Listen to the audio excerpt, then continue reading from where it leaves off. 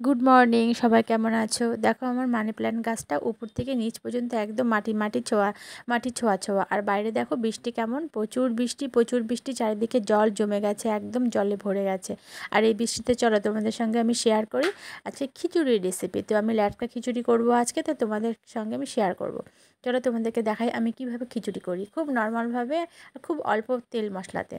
দেখো আমি সবজি কেটে নিয়েছি, মিষ্টি কুমড়ো, বরবটি, আলু, মূলো, পটল, যা ঘরে সবজি ছিল সমস্ত দিয়েছি, বেগুন, এগুলোকে টুমডুমো করে কেটে নিয়েছি। আর শাক নিয়েছি এখানে পালং শাক, আর নিয়েছি পুঁই শাক অল্প দিয়েছি, পালং শাকই বেশি দিয়েছি। আমি আজকে সবজি খিচুড়ি করব। আর খিচুড়ি কিন্তু সবজি দিয়ে খেতে খুব ভালো লাগে, এমনি থেকে এটা খেতে বেশি ভালো লাগে, অ্যাসিডিটিও হয় না, গ্যাস হয় না, কিন্তু তোমরা করে দেখবে এরকম খুব ভালো হয়। তো আমি তেল দিয়ে দিলাম কড়াইতে, দিয়ে আমি এখানে কাজু আর বাদাম, চিনে বাদামটাকে ভেজে তুলে নেব। খুব একটা ভাজবো না, লাল লাল অল্প গা লাল হলেই তুলে নেব। কয়েকটা কিশমিশও দিয়ে দিলাম, দিয়ে তুলে নিয়েছি। এবং ওই তেলেই আমি এবার সবজিগুলোকে ফ্রাই করে নেব। খুব ফ্রাই করব না, জাস্ট একটু গন্ধটা যাওয়া পর্যন্ত ফ্রাই করে নেবো, আর গায়ের জলটাকে মেরে দেবো। তো একটু লবণ দেবো, এখানে আমি হলুদ দেবো না, আজকে খিচুড়িটা আমি বেশি হলুদ দেবো না, অল্প একটু হলুদ দেবো।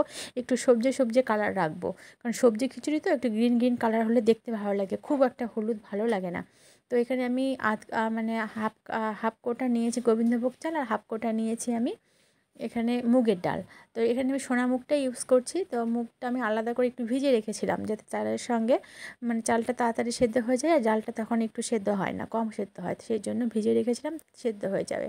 দেখো সবজিটা আমার যে জল গায়ের জলটা মরে গেছে, আর এখানে আমি একটু ভাজা ভাজা হয়ে গেছে। এখন আমি দিয়ে দেবো শাকগুলো দিয়েই জাস্ট একটু শাকগুলো কমে বলে না নেতিয়ে গায়ে, এইভাবে নেতিয়ে গেলে আমি তুলে নেব সবগুলোকে। তো দেখো এই বৃষ্টির দিনে খিচুড়ি খেতে খুব ভালো লাগে। আর বৃষ্টি হয় না, আমাদের খিচুড়ি খাওয়া হয় না। তো আজকে যা বৃষ্টি হচ্ছে, তো আমরা ভাবলাম যে আজকে খিচুড়ি করি। তো ভাবছি তোমাদের সঙ্গে আমি খিচুড়িটা অবশ্যই শেয়ার তো অবশ্যই করতে হবে।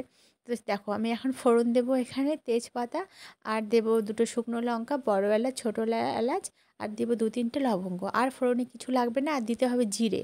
আর জিরেটাকে এমন করে ভাজবো যেন জিরেটা যেন কালো কালো, একটু ব্ল্যাক হয়ে যায়, কালো হয়ে যায়।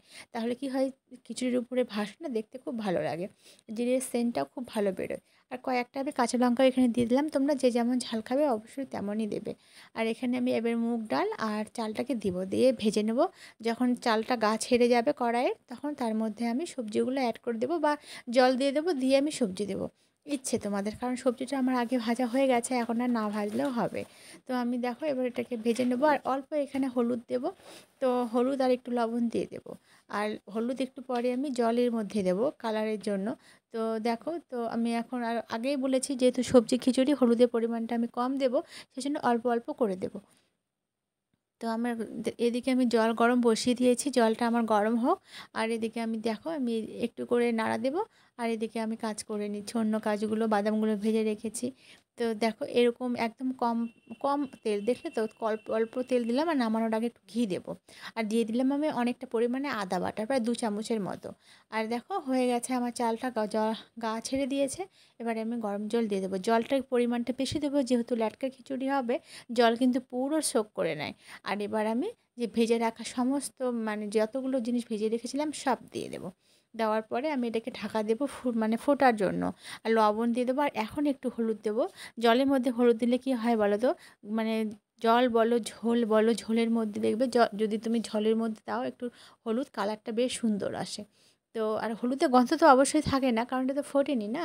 আর এই দেখো খিচুড়ি আমার হয়ে গেছে, নামানোর আগে দিয়ে দেবো গরম মশলা, আর দেবো 1 চামচ ঘির পরিমাণটা একটু বেশি দেবো, খিচুড়িতে কিন্তু ঘি দিয়ে কার্পণ্য করলে চলবে না। এখানে আমি 1.5 চামচ ঘি দিয়েছি, দেখো ফুল চামচ দিয়েছি, আর হাফ দিয়েছি। এই যে পুরো এটাতে আমার হয়ে যাবে, দিয়ে নামিয়ে নেবো। আর লাগবে না, একটু এরকম রাখি, কারণ এটা পুরো টেনে নেবে, খেতে খেতে আমরা টেনে নেবে। কালারটা দেখেছো কত হালকা হয়েছে।